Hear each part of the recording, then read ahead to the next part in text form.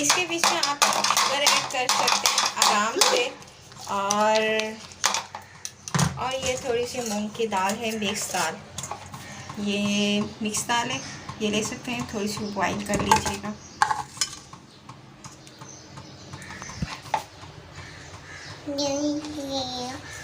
अभी इसमें डालेंगे।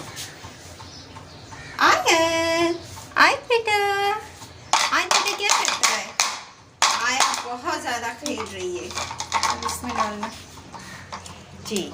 तो हम इसके बीच में ये मिलाई ऐड कर देंगे, क्रीम ऐड कर देंगे, शुगर 1 टीस्पून, और साथ हम इसमें ये वॉश करके ये ऐड कर देंगे आराम से। फिर हम इसको ग्राइंड कर लेंगे।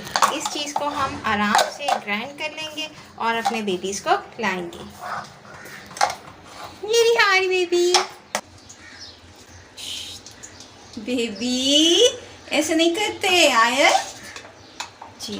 तो इसका मिक्सचर कुछ इस तरह से होगा।